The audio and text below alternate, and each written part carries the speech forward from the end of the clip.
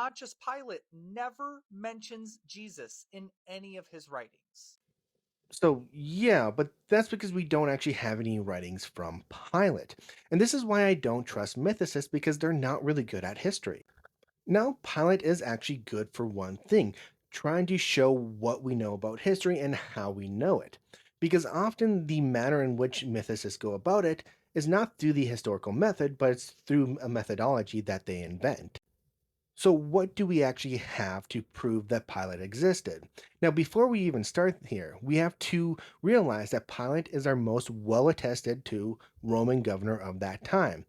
And when we actually go through the evidence, that's going to say a lot because it really means that we know almost nothing about any other Roman governor. The sources that we have for Pilate are Josephus, we have the Gospels, and we have Philo of Alexandria. Now, to be fair, we do have this Pilate stone that was discovered in the 60s, I believe, but it really doesn't tell us anything and it's fragmented. What of those sources, though? Well, when we look at the Gospels, they're not eyewitnesses to Pilate, they're not contemporary to Pilate. When we look at Josephus, not a contemporary of Pilate, he was born around the same time that Pilate died, so he's not an eyewitness either. Now, we do get a contemporary with Philo. Philo is a contemporary of Pontius, but he's not an eyewitness. He's using other sources in order to tell us about one specific thing about Pilate. So when looking at Pilate, we're not getting things from eyewitness sources, and for the most part, not even contemporary sources. And let's be clear about this. As I mentioned before, he's the most well attested to Roman governor of that time. Every other Roman governor doesn't even have nearly that amount of backing to them. So, by the logic that mythicists use, we have to conclude that they didn't exist. But that's bonkers.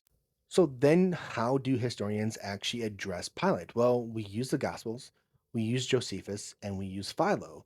We simply apply the historical method to those sources. Now, part of that is just realizing that when we look at these sources, they're most likely based on other sources. That's what historians did. When we look at someone like Josephus, when he's writing about Pilate or even Jesus, we can be certain that he's just not making this stuff up, he's using other sources. Why can we be certain about that? Well, that's what historians do. That's what's been shown to be true time and time again. We shouldn't start special pleading now. Now, what this really highlights is that mythicists really don't know how to do history because you don't need contemporary sources, you don't need eyewitness sources, you don't need that type of stuff. And if we don't need that for Pilate, why do they demand that we have that for Jesus? It simply doesn't make sense.